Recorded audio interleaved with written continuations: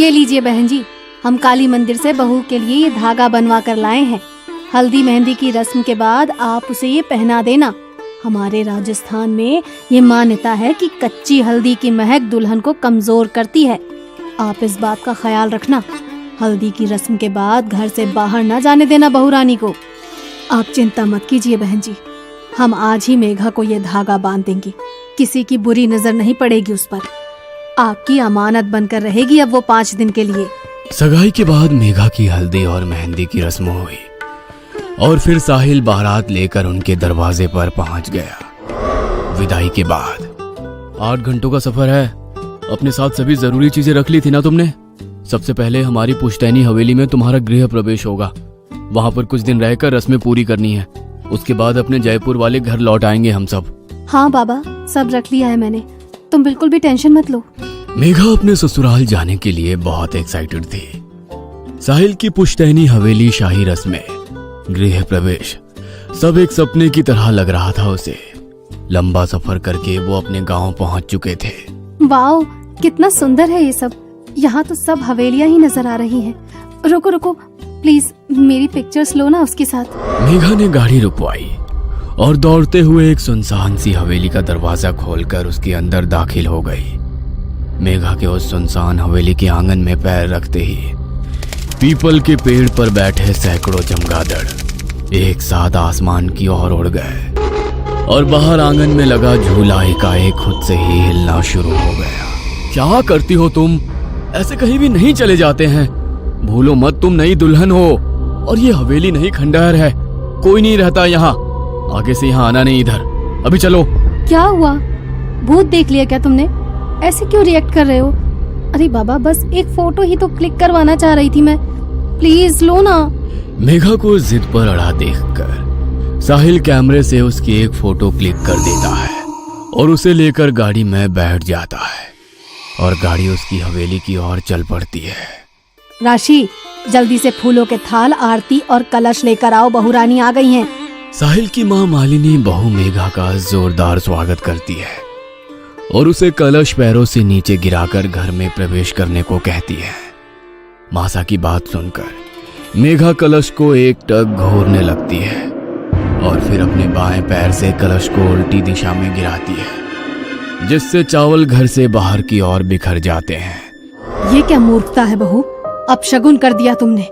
बहू लक्ष्मी होती है और चावल सौभाग्य का प्रतीक माना जाता है। इसीलिए कलश को दाएं पैर से अंदर की ओर गिराते हैं ताकि लक्ष्मी घर में सौभाग्य लेकर प्रवेश करे। और तुमने घर की सुख समृद्धि को बाहर का रास्ता दिखा दिया। ऐसे उल्टी दिशा में कलश कौन गिराता है? अब मासा, जाने दो ना, गलती से हो गया इससे।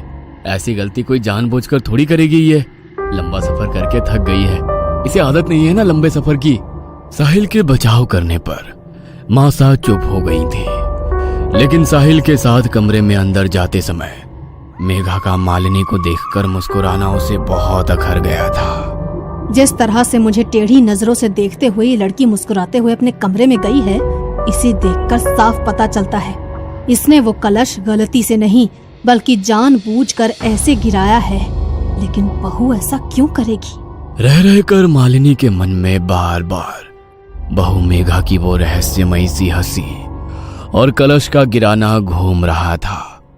अगले दिन सुबह, साहिल, तुम जाकर पंडित जी को लेकर आओ, कुछ रस्में करानी है और बहू को कहना जल्दी से तैयार हो जाए। साहिल मेघा को तैयार होने के लिए कहकर पंडित जी को बुलाने चला जाता है। अरे मैंने साहिल से कहा था कि बहू को जल्दी तैयार होने को कहो, और यहाँ 2 घंटे बीतने जा रहे हैं लेकिन बहू अभी तक कमरे से बाहर नहीं आई।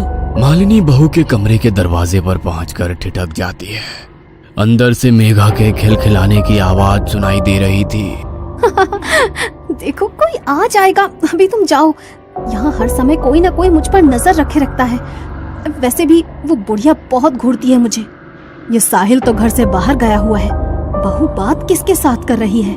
मालिनी को कुछ समझ में नहीं आ रहा था। बिना कुछ सोचे वो दरवाजा खोलकर कमरे के अंदर दाखिल हो जाती है। अंदर कमरे में कोई नजर नहीं आ रहा था। पूरा कमरा खाली पड़ा हुआ था। अभी तो मुझे बातें करने की आवाज आ रही थी, इतनी जल्दी कहाँ गायब हो गई? मालिनी सोच ही रही थी कि तभी बाथरूम का दरवाजा खोलता है और मेघा अपनी साड़ी सही करती हुई बाहर आती है। अच्छा, तो अब ये दिखाने की कोशिश कर रही है कि ये बाथरूम में थी, लेकिन शायद उसे पता नहीं मैंने सब सुन लिया है। इससे सीधे सीधे पूछने का मतलब है ये साफ मना कर देगी। मुझे इस पर नजर रखनी होगी। मालिनी को बहू मेघा पर शक हो गया था और अब वो सारी बातें खुलकर जानना चाहती थी। कुछ ही देर में रस्में शुरू हो गई और सभी गृह प्रवेश की रस्मों में व्यस्त हो गए। अगले दिन, मेघा, ये कैसी महक है हमारे कमरे में? मुझे तो सांस लेने में भी मुश्किल हो रही है। सर भारी हो रहा है, लगता है अभी उल्टी हो जाएगी। अच्छा, मुझे तो ऐसा कुछ भी महसूस नहीं हो रहा। साहिल ने देखा कि मेघा के हाव भाव कुछ बदले बदले से नजर आ रहे हैं। वो बात कहते हुए एक बार भी साहिल को आंखों से नहीं देख रही थी। उसके चेहरे पर एक अजीब सी मुस्कान थी और वो लगातार अपनी लटों को उंगली में फंसाकर खुद में खोए हुए गुनगुना रही थी। मेघा, मेघा, कहाँ खोई हुई हो? साहिल के जोर से पुकारने पर मानो मेघा होश में आ गई थी। अब कुछ हुआ क्या अभी? साहिल को मेघा कुछ असामान्य लग रही थी, लेकिन अभी उसने उससे कुछ नहीं कहा। कुछ नहीं, एक कप चाय बना दोगी प्लीज? सर दुख रहा है। मेघा रसोई में जाती है और रसोई में खड़े साहिल के बड़े भाई को अपनी लाल लाल आंखों से अजीब तरह से देखने लगती है। क्या बात है मेघा, तुम ठीक हो? मेघा धीमे कदम बढ़ाते हुए विनय के नजदीक पहुंच जाती है, जिससे विनय बहुत अनकंफर्टेबल फील कर रहा था। ये लो, कुलदेवी का प्रसाद है, मैं वही देने के लिए यहाँ आया था।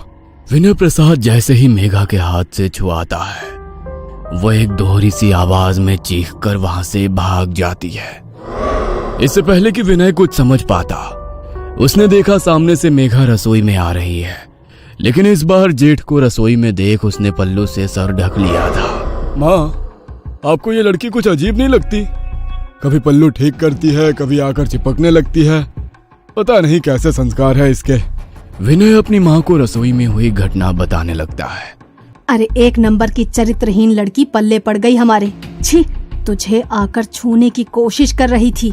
नई बहू की इस हरकत को जानकर मालिनी के पैरों तले जमीन सरक गई थी। पहले मैंने उसे कमरे में किसी से बात करते सुना, और अब ये घटना। कैसी सड़क छाप लड़की आ गई है इस घर में।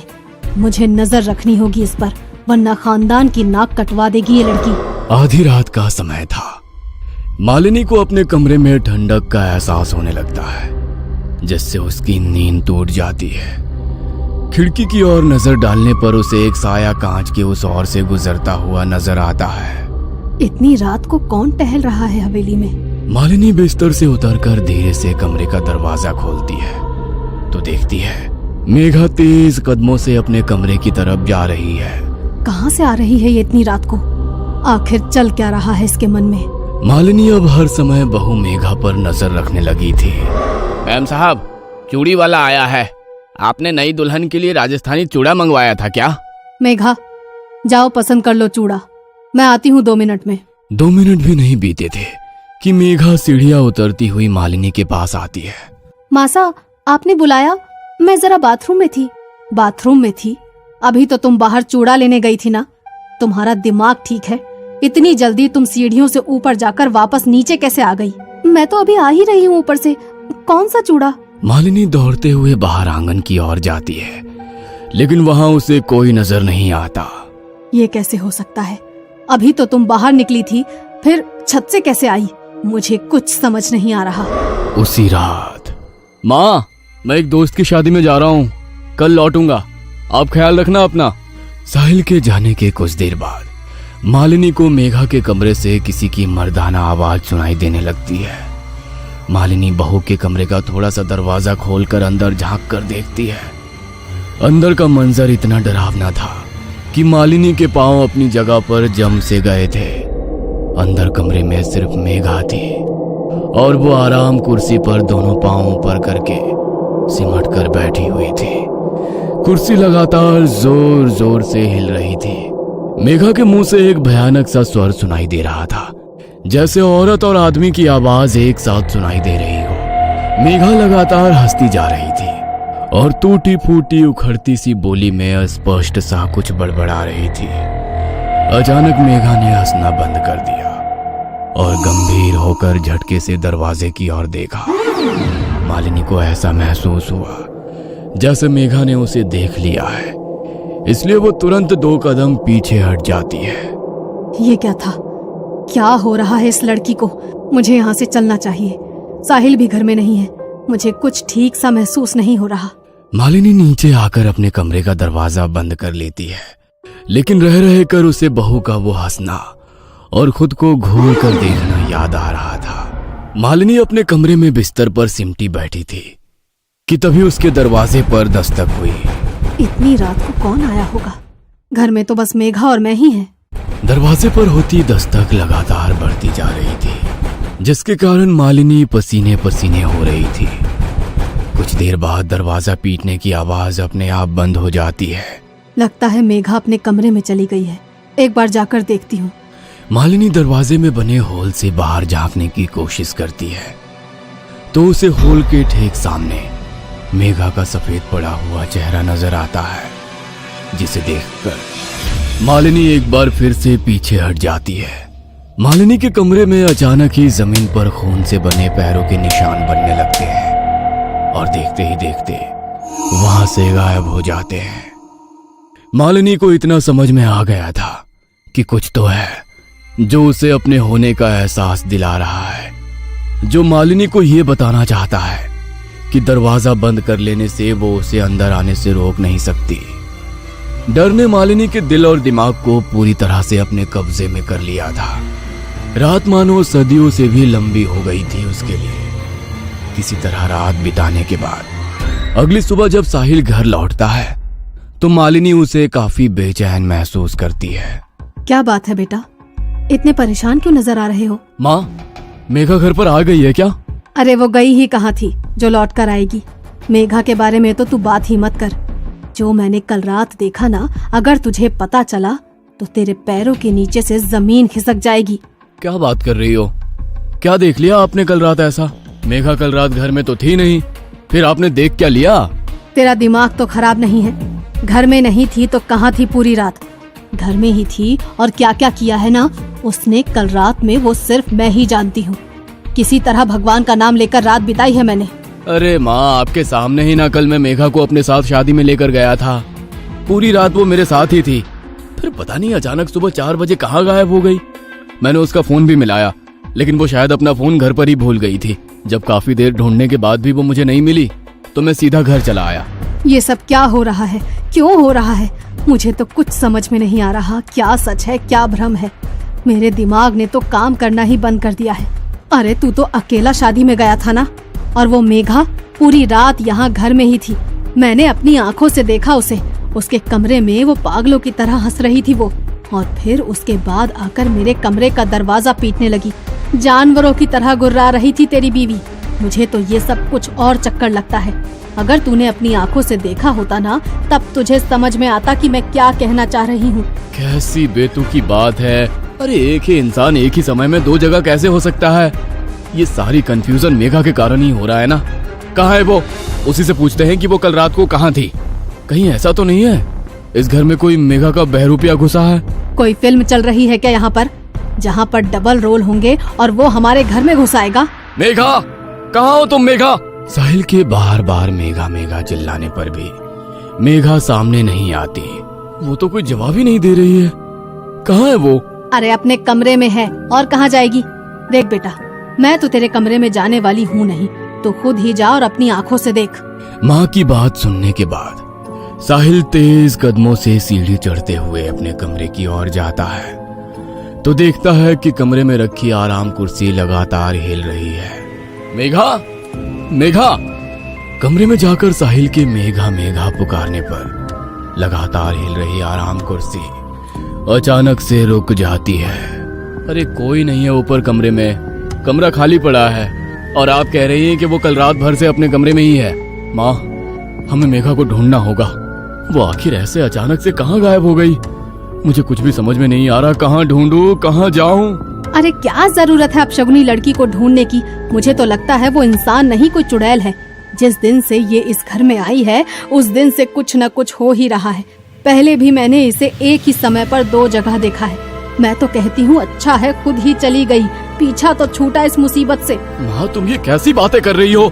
मेघा मेरी पत्नी है और मैं उसे बहुत अच्छे से जानता हूँ, वो कोई चुड़ैल नहीं है। जरूर कुछ ना कुछ हो रहा है उसके साथ। मैं जा रहा हूँ पुलिस में रिपोर्ट लिखवाने, कहीं मेघा के साथ कुछ अनहोनी ना हो जाए। अरे पुलिस में रिपोर्ट लिखवाने से कुछ नहीं होगा। मेरे साथ पहाड़ी वाले बाबा के पास चलो, अब वही कोई उपाय बताएंगे। मुझे तो ये कुछ और ही चक्कर लग रहा है। मालिनी और साहिल पहाड़ी वाले बाबा के पास जाते हैं और उन्हें सारी समस्या सुनाते हैं। बाबा आंख बंद करके कुछ देर साधना में लीन हो जाते हैं। कुछ देर बाद, तुम्हारी बहू के पास समय बहुत कम है। कल अमावस्या की रात है। अमावस की रात काली शक्तियों की ताकत सबसे ज्यादा होती है, और तेरी बहू जिस शक्ति के प्रभाव में है ना, वो तो वैसे भी बहुत ताकतवर है। लेकिन बाबा मेरी पत्नी तो लापता है, उसका तो कहीं पता ही नहीं चल रहा है। मैं करूं तो क्या करूं? ठीक है, चलो मेरे साथ। साहिल और मालिनी के साथ बाबा उनकी हवेली पर पहुंचते हैं और हवेली के अंदर आने के बाद कुछ देर तक वहां बैठकर मंत्र साधना करते हैं। तुम्हारी पत्नी यहाँ कहीं आस पास नहीं है, लेकिन कहाँ है यह जानने के लिए मुझे अपनी तंत्र शक्ति का प्रयोग करना होगा। क्या तुम्हारे घर के आसपास कोई ऐसा निर्जर घर है जहाँ कोई आता जाता ना हो? हाँ बाबा, याद आया। शादी के बाद जब मैं पहली बार मेघा को लेकर हवेली आ रहा था तो रास्ते में चौसर वाली हवेली पड़ी थी। मेरे मना करने के बाद भी मेघा ने हवेली के अंदर कदम रखा और एक फोटो खिंचवाई थी। मैं अभी आपको वो फोटो दिखाता हूँ। हड़बड़ी में साहिल अपना मोबाइल निकालता है और बाबा को वो फोटो दिखाने लगता है। फोटो में बाबा को मेघा के पीछे एक काली परछाई नजर आती है, जिसे देखकर साहिल, मालिनी और बाबा चौंक जाते हैं। अब तो आप लोग समझ ही गए होंगे ना कि पिछले कुछ दिनों से जो आपके घर में चल रहा था उसका कारण क्या था। कहाँ है वो हवेली? मुझे वहां लेकर चलिए, शायद आपके सारे प्रश्नों के उत्तर वहीं मिलेंगे। साहिल और मालिनी बाबा को उनके घर से कुछ कदमों की दूरी पर बने चौसर वाली हवेली में ले जाते हैं।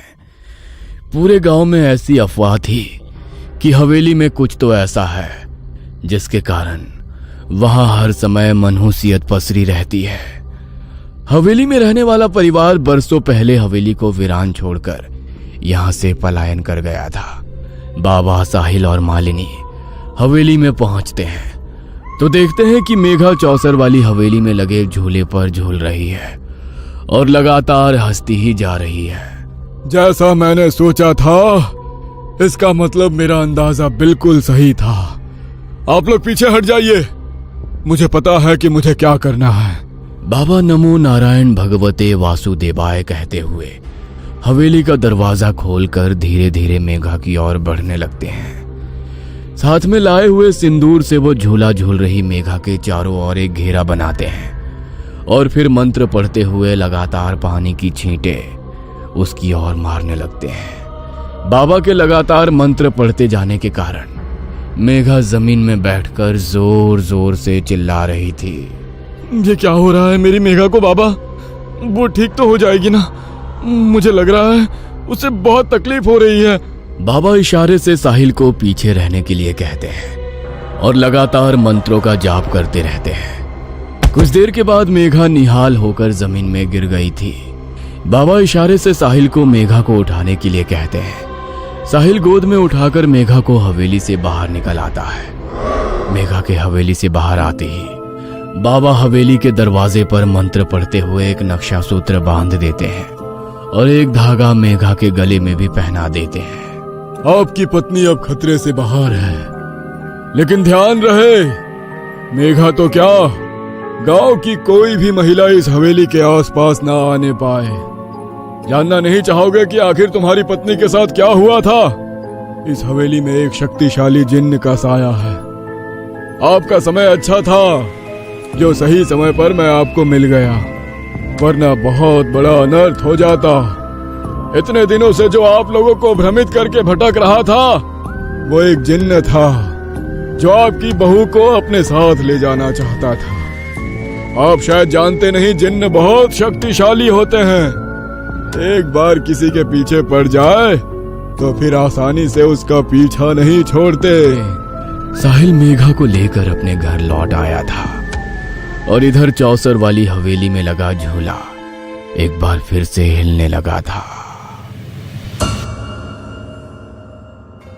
ये कहानी आपको अच्छी लगी हो तो हमें सब्सक्राइब करें, हमारा इंस्टाग्राम और फेसबुक पेज जरूर फॉलो करें। और हाँ दोस्तों, सब्सक्राइब करना भूलना मत।